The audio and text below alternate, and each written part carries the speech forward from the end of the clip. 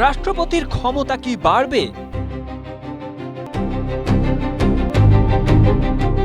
তীব্র গরমে শ্রমজীবীদের আয়ে টান, বছরে ক্ষতি ৭৭,০০০ কোটি টাকা।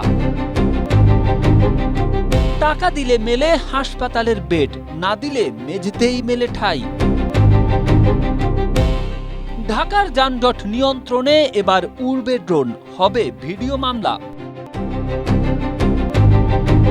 প্রধানমন্ত্রীর হস্তক্ষেপে বদলে যাচ্ছে বুড়িগঙ্গার আদি চ্যানেলের চিত্র। এতক্ষণ শুনছিলেন সংবাদ শিরোনাম, এবারে বিস্তারিত। বিএনপি তাদের নির্বাচনী ইশতেহারে বলেছে রাষ্ট্রপতি ও প্রধানমন্ত্রীর ক্ষমতার ভারসাম্য আনা হবে।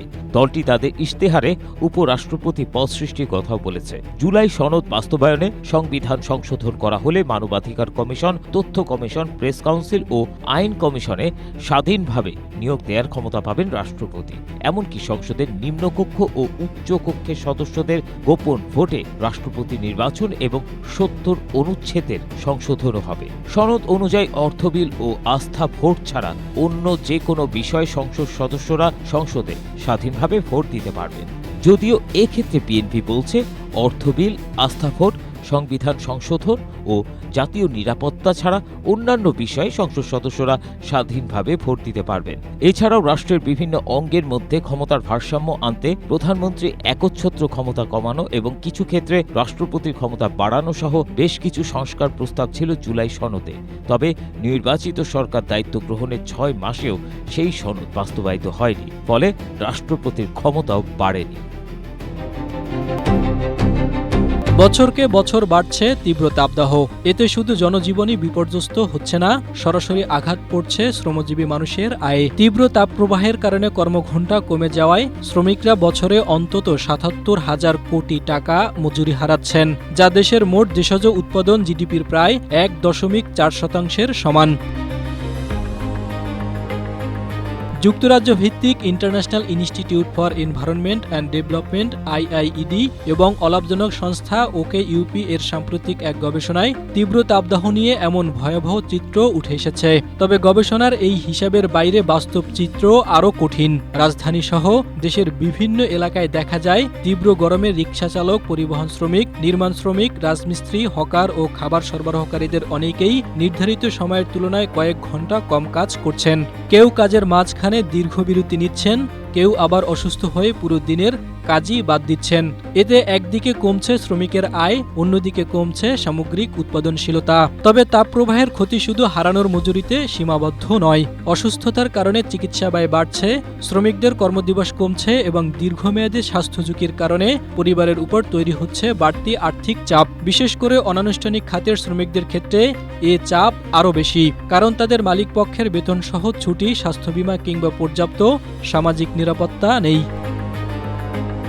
এজন্য গবেষকরা বিদ্যমান সামাজিক সুরক্ষা কর্মসূচির সাথে তাপ সম্পর্কিত সহায়তা যুক্ত করা এবং কর্মক্ষেত্রে তাপ সুরক্ষা ব্যবস্থা বাধ্যতামূলক করার সুপারিশ করেছেন। কারণ বাংলাদেশে বর্তমান শ্রম আইনে কর্মক্ষেত্রে তাপমাত্রার নির্দিষ্ট নিরাপদ সীমা নির্ধারিত নেই।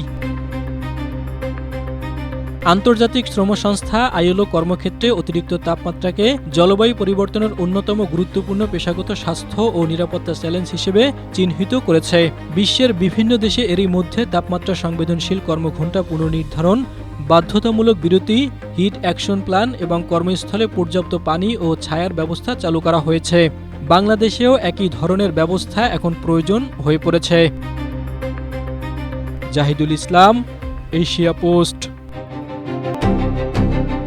হাসপাতালে উদ্বেগজনক হারে বাড়ছে ডেঙ্গু রোগীর সংখ্যা।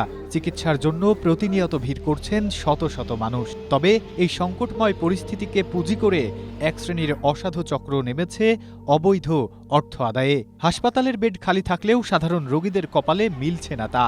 অভিযোগ রয়েছে, দালাল ও প্রভাবশালী সিন্ডিকেটকে টাকা দিলেই রাতারাতি মিলছে কাঙ্ক্ষিত বেড, আর টাকা না দিতে পারলে মেঝে কিংবা বারান্দায় ঠাঁই হচ্ছে মুমূর্ষু রোগীদের। এখানে যদি আমাদের বেড যদি 300 টাকা 500 টাকা দিয়ে আমাদের বেড উঠতে হয়, আমরা অসুস্থ রোগী নিয়ে আমরা ওই বাইরে থাকি, বারান্দায় পড়ে থাকি, আমাদের কত কষ্ট হয়, আমরা তাই নিয়ে এখানে বসে আছি। আমাদের জানানো হয়েছে যে ভাইয়া টাকার বিনিময়ে যদি টাকা দিই তাহলে বেড পাওয়া যাচ্ছে, না হলে বেড পাওয়া যাচ্ছে না, পাচ্ছে না। টাকার বিনিময়ে যদি তার কাছে বলা হয়েছে টাকা দেন আমি বেড দিচ্ছি। মহিলারা মহিলা ওয়ার্ডে থাকবে, এখানে কেন নারী পুরুষ সবার বেড থাকবে? সে ভিজিটার ঠিক আছে, তারা এসে তো দেখে চলে যায়, কিন্তু রাতে শোয়ার পরিবেশটাও তো এখানে নাই। শুধু বেড কেনা বেচায় নয়, অভিযোগের তীর উঠেছে হাসপাতাল কর্তৃপক্ষের চরম অব্যবস্থাপনার দিকেও। নিয়মিত পরিচালক না থাকার সুযোগে হাসপাতালের কিছু প্রভাবশালী কর্মকর্তা কর্মচারী ও স্থানীয় সিন্ডিকেট মিলে গড়ে তুলেছে এই অবৈধ বাণিজ্যের নেটওয়ার্ক। চিকিৎসা সেবার এই বেহাল দশায় ক্ষুব্ধ স্থানীয় সচেতন মহল। যেখানে তার যদি টাকা দেওয়া যায় তাহলে সিট পাওয়া যায়, এই যে অনিয়ম, এবং অধিকাংশ রোগীরা কিন্তু মেঝেতে থাকতেছে, বাইরে থাকতেছে, এবং এক ধরনের দালাল চক্রের হাতে পড়ে এরা চিকিৎসাও পাচ্ছে না, অথচ এরা প্রচুর পরিমাণ টাকা পয়সা খরচা করছে। এই যে অনিয়ম, এই অনিয়মে আসলেই যে স্বাস্থ্য ব্যবস্থা যে হাহাকার, সেটুকু স্পষ্ট। খুলনা মেডিকেল কলেজ হাসপাতালের বেড বাণিজ্যের এমন গুরুতর অভিযোগের বিষয়ে কয়েক দফা যোগাযোগ করা হলেও ক্যামেরার সামনে কথা বলতে রাজি হননি হাসপাতালের তত্ত্বাবধায়ক ডাক্তার মোহাম্মদ আক্তারুজ্জামান। তবে বিষয়টি খতিয়ে দেখে ব্যবস্থা নেওয়ার আশ্বাস দিয়েছে স্বাস্থ্য অধিদপ্তর। আমরা তো নিবেদিত দেশের জন্য, আমরা এটা আশ্রয় দেবো কেন? ধানের মধ্যে অবশ্যই সিটে থাকে, দুষ্ট লোক থাকতে পারে, হ্যাঁ আপনারা আইডেন্টিফাই করে দেন, আমরা বিচার করে দেব। ডেঙ্গুর এই ভরা মৌসুমে প্রতিটি বেডই হতে পারে একজন রোগীর জীবন রক্ষার শেষ আশ্রয়। সেখানে অর্থের বিনিময়ে বেড বরাদ্দের এই বাণিজ্য শুধুই কি অনিয়ম, নাকি বড় ধরনের মানবিক বিপর্যয়? দ্রুতই এই সিন্ডিকেট ভেঙে রোগীদের সরকারি সেবা নিশ্চিত করার দাবি ভুক্তভোগীদের। Desk report, Asia Post. রাজধানী ঢাকায় যানজট বেশ পুরনো একটি সমস্যা। এতে যেমন নষ্ট হচ্ছে কর্মঘণ্টা, তেমনি ক্ষতি হচ্ছে কোটি কোটি টাকার অর্থ। যদিও বিভিন্ন সময় নানা উদ্যোগ নেওয়া হলেও মেলেনি এ সংকটের স্থায়ী কোনো সমাধান। সম্প্রতি যানজট নিয়ন্ত্রণ ও সড়কে ট্রাফিক শৃঙ্খলা ফেরাতে আর্টিফিশিয়াল ইন্টেলিজেন্স বা এআই ক্যামেরার ব্যবহার কিছুটা স্বস্তি নিয়ে এসেছে। এবার এআই ক্যামেরার পাশাপাশি Dhaka metropolitan police DMP drone নজরদারি ব্যবস্থা চালু করতে যাচ্ছে। সড়কে ট্রাফিক শৃঙ্খলা ফেরাতে নতুন এ প্রযুক্তি যুক্ত হলে রাজধানীতে যানজট অনেকাংশে কমে আসবে বলে আশা করছেন ডিএমপির অতিরিক্ত police commissioner traffic Mohammad Anisur Rahman. তিনি বলেন, পরীক্ষামূলকভাবে প্রাথমিক পর্যায়ে একটি ড্রোনের মাধ্যমে গুরুত্বপূর্ণ সড়ক ও যানজট প্রবণ এলাকায় রিয়েল টাইম তথ্য সংগ্রহ করা হবে। পাশাপাশি ট্রাফিক আইন লঙ্ঘনকারী যানবাহন শনাক্ত, সতর্কবার্তা প্রদান এবং পরবর্তী সময়ে অটোমেটেড নম্বর প্লেট রিডার যুক্ত করে ভিডিও মামলা দেওয়ার পরিকল্পনাও রয়েছে। রাজধানীর আদি বুড়িগঙ্গা চ্যানেলের হারানো নাব্যতা ও স্বাভাবিক পরিবেশ ফিরিয়ে আনতে দুরানি খাল ও সংলগ্ন এলাকায় পরিচ্ছন্নতা অভিযান শুরু করেছে ঢাকা জেলা প্রশাসন ও স্বেচ্ছাসেবী সংগঠন বিডি ক্লিন। শুক্রবার সেকশন ব্রিজ সংলগ্ন আদি বুড়িগঙ্গা চ্যানেলের অংশে আনুষ্ঠানিকভাবে এই কার্যক্রমের উদ্বোধন করা হয়। সংশ্লিষ্ট সূত্রে জানা যায়, প্রধানমন্ত্রী তারেক রহমান আদি বুড়িগঙ্গা চ্যানেল থেকে ময়লার ভাগাড় অপসারণ করে এর পূর্বের রূপ ফিরিয়ে আনার উদ্যোগ নিতে স্থানীয় সরকার প্রতিমন্ত্রী মীর শাহে আলমকে নির্দেশনা দেন। এরই ধারাবাহিকতায় চ্যানেলটি পরিষ্কার পরিচ্ছন্ন করা, নাব্যতা ফিরিয়ে আনা এবং দুই পাশে সৌন্দর্য বর্ধনের উদ্যোগ নেওয়া হয়েছে। পরিচ্ছন্নতা অভিযানে প্রতিমন্ত্রী মীর শাহে আলম ছাড়াও উপস্থিত ছিলেন ঢাকা দক্ষিণ সিটি কর্পোরেশনের প্রশাসক মোহাম্মদ আব্দুস সালাম, ঢাকা ৭ আসনের সংসদ সদস্য হামিদুর রহমান এবং ঢাকা জেলা প্রশাসক ফরিদা খানম। পরিচ্ছন্নতা কার্যক্রমের উদ্বোধন করে স্থানীয় সরকার প্রতিমন্ত্রী মীর শাহে আলম বলেন, পরিবেশ ও জনস্বাস্থ্য রক্ষায় খাল ও নদীগুলোকে ময়লা আবর্জনা মুক্ত রাখা অপরিহার্য।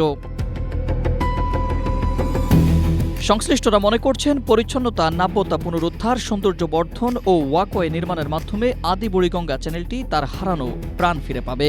একই সঙ্গে দীর্ঘদিনের দুর্গন্ধ, জলাবদ্ধতা ও পরিবেশগত সংকট থেকে স্বস্তি মিলবে স্থানীয় বাসিন্দাদের। Ahmed Imtiaz, Asia post.